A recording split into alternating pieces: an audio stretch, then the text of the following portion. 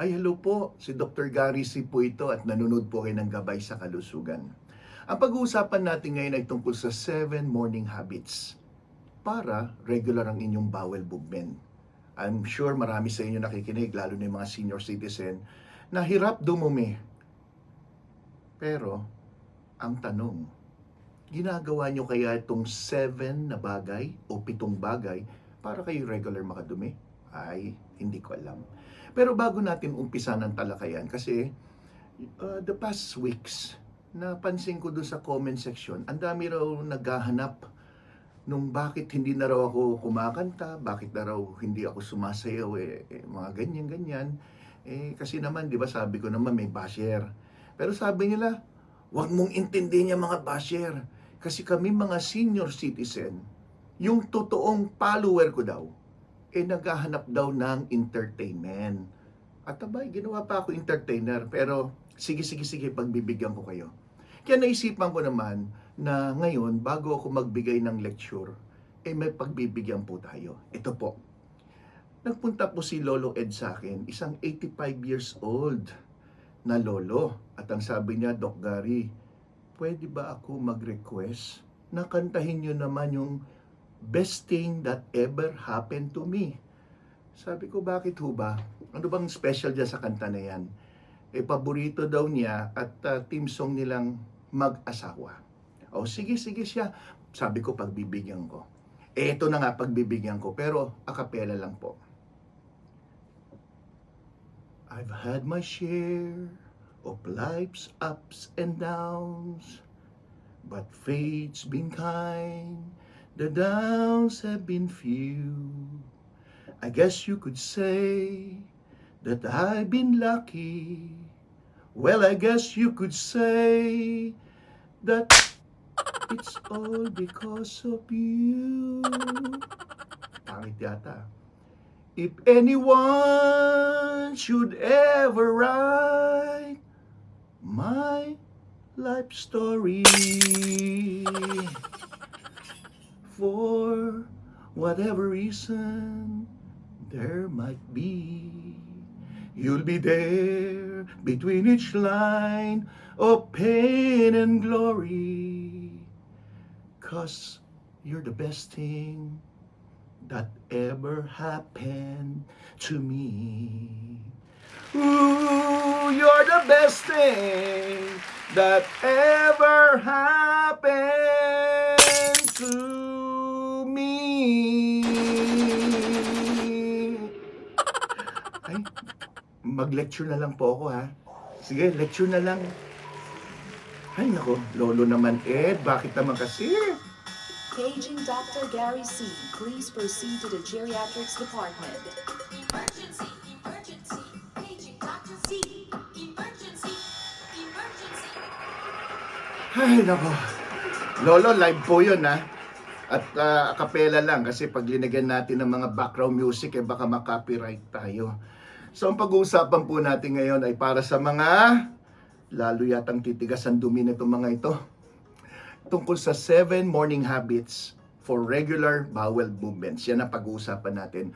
Una sa lahat, sa tingin ko po, sa aking experience as a doctor na geriatrician na tinatawag na spesyalista sa mga thunders, napansin ko medyo marami-rami yung hirap dumumi. At delikado po yan dahil may mga pasyente na during pag-CR nila, bigla na lang natumba at nakita na lang doon nakahilata, no? Ang masama niyan minsan nga diyan pwede pang tumama ang ulo doon sa may pader at yan pa naging dahilan para madisgrasya. Yung iba tumataas ang BP sa kaiire, yung iba diyan talagang sa pilit dumudugo na ang tumbong, nagkakaroon ng hemorrhoids at pag minalas-malas nagkakaroon ng bleeding. So pag-usapan natin ang tungkol sa regular bowel movement. Alam naman ng lahat na uminom ng maraming tubig. Alam nyo ba, pagkagising nyo sa umagang, unang-una nyo dapat gawin ay uminom ng 1 baso o 2 basong tubig na maligamgam. Malaking tulong yan dahil kung kayo natutulog ng mga ilang oras, meron pong bahagyang dehydration. Lalo na po yung mga takot uminom ng tubig sa gabi dahil ihi daw ng ihi at nasisira ang tulog. Kaya nangyayari niyan, pinipigilan na nilang pag-inom ng tubig sa gabi, kaya pag gising sa umaga, dehydrated. At ang isang basong tubig, malaki pong magagawa niyan para ma-stimulate ang inyong digestive system at yan ay magbibigay ng urge para kayo makaramdam na nadudumi kayo. 1 or 2 glasses pwede na.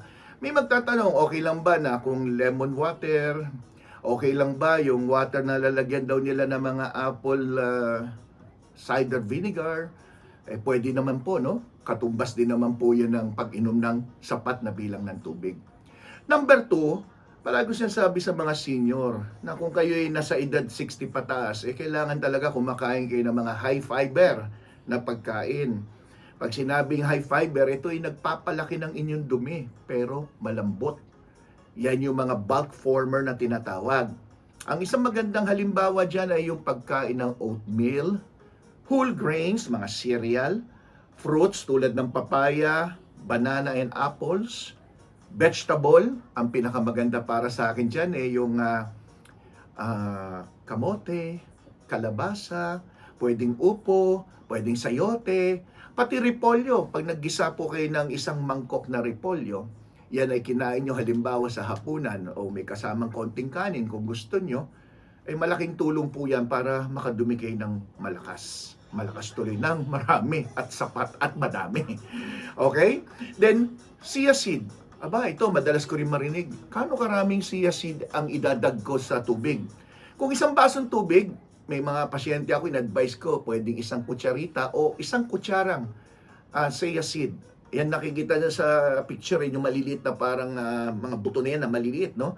Ang kagandahan kasi nito, pag ito'y nahalo sa tubig, ito'y parang lumalaki ng konti at nagiging parang madulas. At sa ganung paraan, ito'y inside your stomach, nagpo-produce yan ng bulk sa inyong dumi. So, subukan nyo po yan. Nabibili naman po yan sa mga supermarket. Ano pa? Number 3, ito yung isang matindi. Nawawala daw yung kanyang urge dumumi kasi sa kapipigil. So, pag kayo po'y nakaramdam ng call of nature, huwag niyong pipigilan. Marami siguro mga kababaihan na nakaka-relate dito na, ay naku, wala akong mapuntahan CR na malinis, di ako makaihi, di ako makadumi, kaya pinipigilan ko. Hanggang sa dinidelay nyo po yung pagdumi o pag-ihi, doon na nagkakaroon ng problema. Sa hindi pagdumi, nawawala na yung urge. Sa hindi naman pag-ihi, nagkakaroon kayo ng tsansa na magkaroon ng mga sakit o infeksyon sa inyong kidneys o daanan ng ihi. So, remember, pag may urge, na feel nyo na po, nadudumi, make sure makapunta na kagad doon sa dapat yung puntahan. And number 4, ano kaya yung number 4? Siyempre, galaw-galaw. Kaya sinasabi sa pasyente, kung tamad kayo kumilos, tamad din kumilos ang bituka nyo. So, ano nangyayari? Di ba, ang ating bituka, may tinatawag na regular bowel movement. Pag nag-LBM ka, di ba ang tawag LBM? Loose bowel movement. At meron din no bowel movement. No bowel movement, hindi nakakadumi. Regular bowel movement, yung regular na nakakadumi. At yung loose bowel movement, panay ang dumi at tubig naman kadalasan. So, galaw-galaw tayo. Ano bang galaw na sinasabi ko? Light exercises lang naman. Hindi naman kita papatakbuhin. Tama na sa akin yung walking. Tama na po sa akin yung magmarcha-marcha ka lang sa isang sulok. Mga 15-30 minutes na nagmamarcha ka habang ikaw ay kung nanonood ng TV o kaya ikaw ay nakikinig sa music, pwede na po yun. Mag-unat-unat po tayo, stretching exercises. Balikan nyo po yung aking lecture. Proper exercises for the elderly. Alam nyo po doon, tinuro ko na yung mga unat-unat. Okay, nakaupo kayo, nag-exercise kayo. Malaking bagay yan. Gentle exercise will stimulate your intestine para ito'y gumalaw, para maging regular ang bowel movement nyo. Number 5, yung iba sabi nila, Dok, pag uminom ako ng kape, maganda pagdumi ko. Di sige, kung sa tingin nyo gumagana yan, okay lang.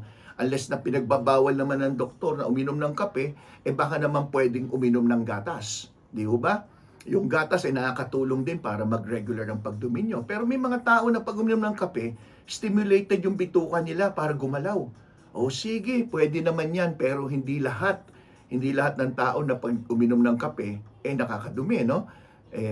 Kumbaga, hiyang-hiyang din. It depends on person to person. Number 6, This is very important. Gawin yung routine. Kailangan kung anong oras ka pupunta, uupo ka. Minsan, wag nyo nang intahin na parang andyan na. Umupo ka lang doon. O habang nakaupo ka, yan, tingnan nyo si Lolo, nakaupo. Tapos pakape-kape pa. Pero nakaupo lang yan, hindi yan umi-ebs. Tingnan nyo yung picture. Pero, ang point ko lang, regular, kung umaga-umaga, wag nyong intayin na dudumi ka. Kasi pagising mo sa umaga, minsan may feeling nadudumi, minsan naman hindi. So, kung kayo nasanay, regular ang pagpunta nyo sa CR, nagiging habit na yan, nasasanay din yung bituka. So, umupo lang kayo sa toilet, same time each morning. Okay? Especially after breakfast, pwede yan. Then return, regular timing ninyo, magiging regular din yung tinatawag na natural bowel rhythm. May rhythm din palang ang pagdumi, no? And number 7, include nyo yung mga probiotics. Ako, may mga pasyente ako, nung in-advise ko mag-probiotics, nakakadumi na sila ng maayos, no? Pwedeng probiotics na natural food, pwede naman yung mga supplement. Pagdating sa natural food, yung mga yogurt, kefir is a special kind of milk, fermented foods, mga kimchi, pickles, oatmeal is considered as atsara, pwede rin, no? O kaya supplements na powder or capsule. Ako sa mga pasyente ko, binibigay ko lang yung BioPro, yung powder. Cut mo lang yan, diretso mo sa bibig mo. Once or twice a day, napansin ng mga pasyente ko, regular yung pagdumi nila. So try nyo, baka makatulong sa inyo, di ba? Okay? Napakasimple lang at sana nagustuhan yung lecture ko. Yung kanta ko, maski hindi nyo nagustuhan, okay lang. Pinagbigyan ko naman si Lolo. Pero sa mga senior kasi, gandang-ganda sila sa boses ko. Puging-pugi din sa akin yung mga senior. Alam nyo bakit? Medyo malabo na mga mata niyan tsaka mahina pandinig. Hoy, biro lang ha, Lolo. Biro lang, Lola. Biro lang po. Okay? So kung nagustuhan nyo, syempre mag-I Heart GSK naman as a sign of your love and support dito sa akin channel. At mag-subscribe. Huwag kalimutan din i-click ang notification bell. Okay? So sana nagustuhan nyo yung aking maikling paliwanag at maikling kanta. Okay? Ako po si Dr. Gary C. Ang inyong gabay sa kalusugan. Bye-bye!